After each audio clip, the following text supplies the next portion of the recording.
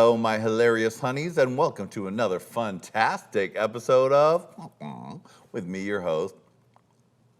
Today's show is going to be glorious. My guest today is one of the boldest new voices in queer comedy. His videos have racked up millions of views, and sweetie, he got his start working for me at a dirty gay bar. Please welcome one of my all-time faves, Mr. Michael Henry. Hi. Yay! How No are studio you? audience, Queen. It's just us. It's just us, baby. Welcome to the show, sweetie. How are you? I'm as good as can be expected in quarantine. How are Thriving? you? You thriving? Right, I'm thriving, I'm glowing. We've got a plastic glass between us. I never thought I would have to be like a salad bar at my own show, but here we are, sweetie. I know. I feel like I'm in the splash zone, and I'm down.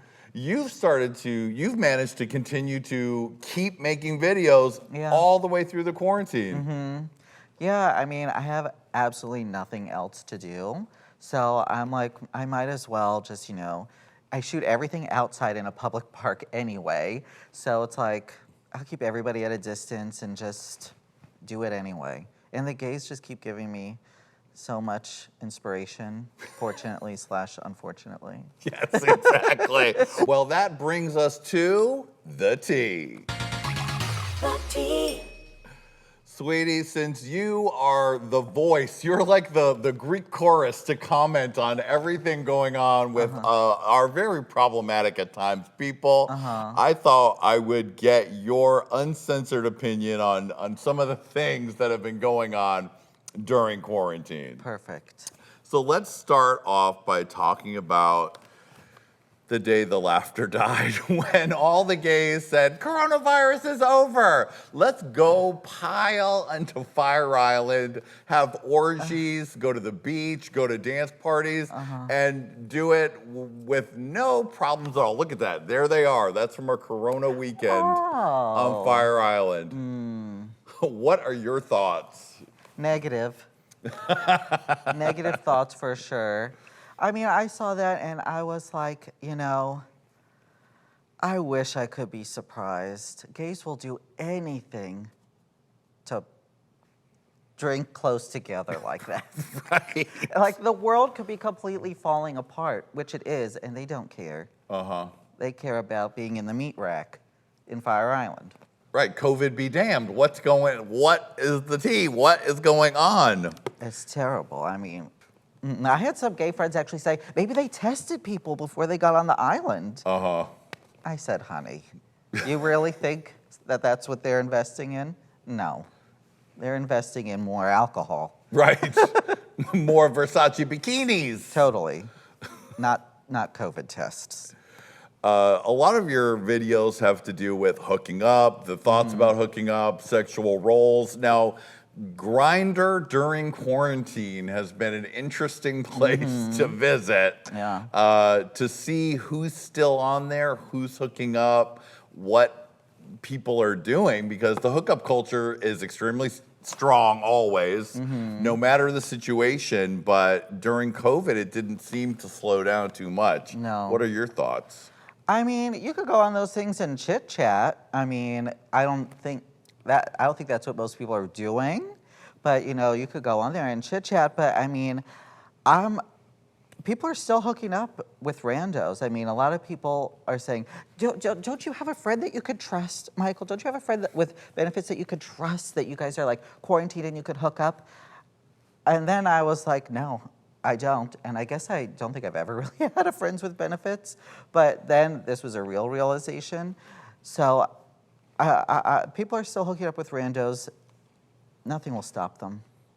Right. You've managed to film during quarantine. Yeah. What was the first video you did after the quarantine happened? It was me with me. So I played both parts. It was me talking to myself in quarantine who I thought I should have been during quarantine. I love that video. Yeah. So it's like, that's why I'm like, you could film things and make it seem like you're close together, kind of. Like, I was with me. Obviously, I was talking to nobody. So you could make it work. But when I'm making them now, I make it look like we're far apart just because I want people to see that I'm a smart person.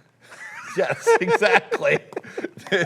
That's also one of the reasons why we make sure we have this. Yeah. And like, even though everyone gets their temperatures taken and where everyone's behind the camera is masked and gloved and whatever, we want to, A, be extra safe, but B, be like, we're not just throwing it all away to Exactly. do this show. We still have to be scared and You have to know. be scared and you have to be smart. And even like myself, like I'm not hanging out with really anybody outside of like doing things like this or filming. You know, I'm not going on vacations. I'm not visiting people all the way in another county or another state or whatever, because if my actors are trusting me that I'm going to have a safe set, even though it's a public park, I would be unprofessional if I got something and gave it to them. Yeah. You know. Who did you call? What was the first video you did with other people?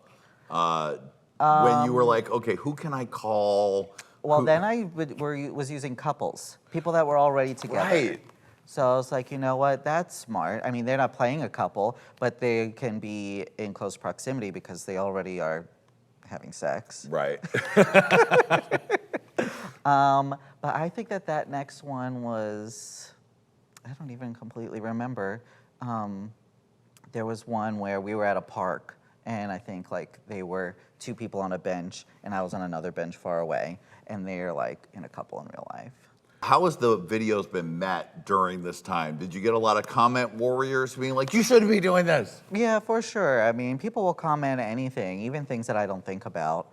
But people will always say, where's your masks? Or when I'm walking into a scene and I take the mask off, people are like, that you're doing the opposite of what you're supposed to be doing. I was like, yeah, I understand that in real life, you're gonna keep your mask on. But if you're like 10 feet away and you're filming a scene, I think that it's okay if you're far apart and outside.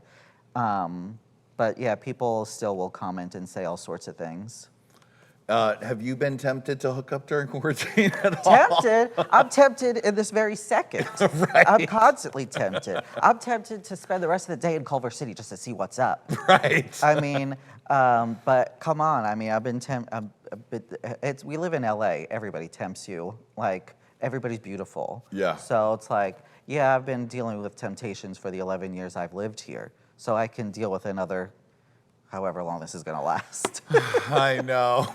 It's like, oh, it's only gonna be, who knows how long? That's how I was at the beginning of quarantine. I was like, you know what? I'm gonna eat frozen pizzas. I'm gonna like, this is just 30 days. It doesn't matter. In 30 days, I'll be back to my life, and then I'll lose all the frozen pizza weight. Right. Now that I'm realizing this is our lifestyle, I'm trying to lose the pizza weight.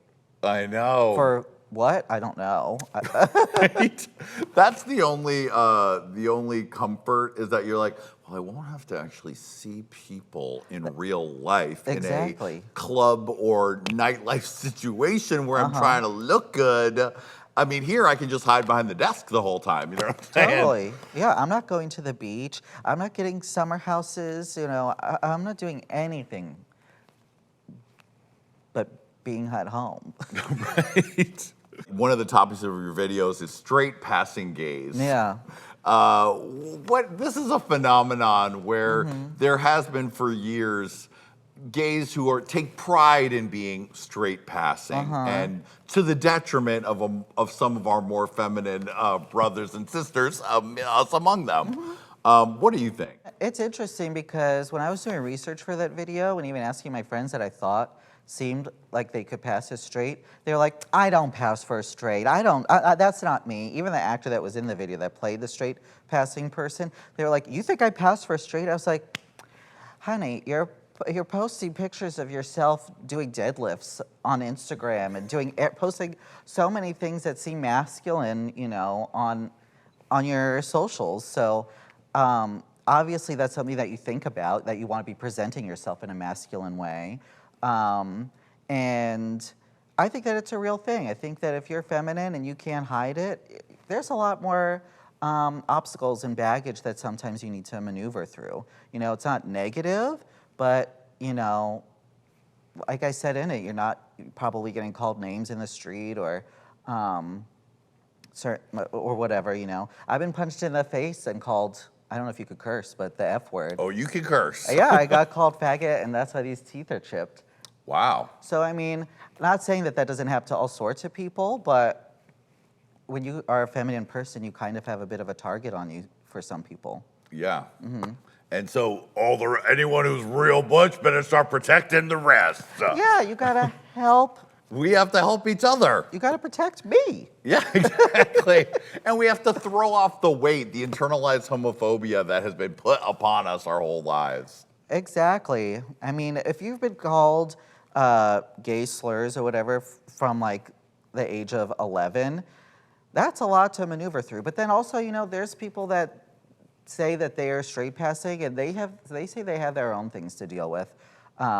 They feel like they always have to come out to people, so they have their own things to deal with that I don't deal with. Yeah. Well, Michael, you've been dreaming of this glamorous Hollywood lifestyle since you were a kid. So hold your hand up to the plexiglass, sweetie, because we're about to go back in the time machine. Wow! You gotta act. Wow! Whoa! Oh, here we are, Michael. Oh, there you are, little baby Michael. We're in Long Island, and he's skipping. I think he's wearing patent leather shoes. Oh, wait, there you are. No, this is me on season 1 of Drag Race with that filter. But no, I think my dad just took a picture of it and sent it to me with his Android. No shade on Androids, but but I know it was. I guess that was my favorite sweatsuit growing up. Knicks, baby. Okay, New honey. York Knicks.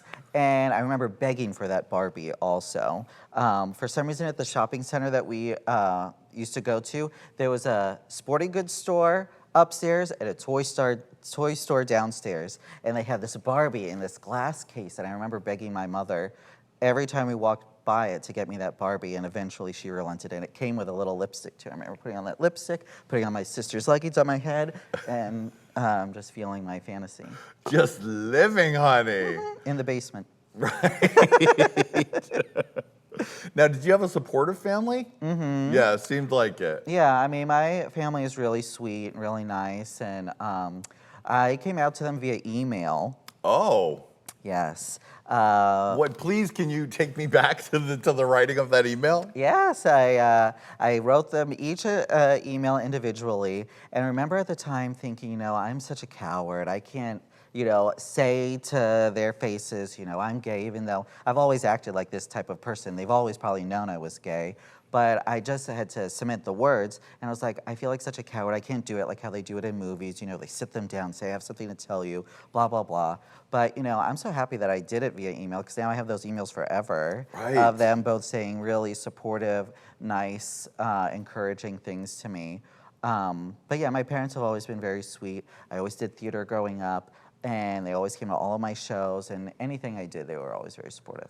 What were some of your greatest roles in your teen years? I played the dad in Bye Bye Birdie. That was like Paul Lynde did that in the movie. I think I played that role too at summer camp. Every gay person has to play that role at some point in their life. I mean, come on. What else did I do? Everything else I had like really small parts in high school. That was my one shining moment. Everything else I was like Harry the Horse and Guys and Dolls. Like had 3 lines. Oh yeah, but no, it was nice. Hello, children. Click here.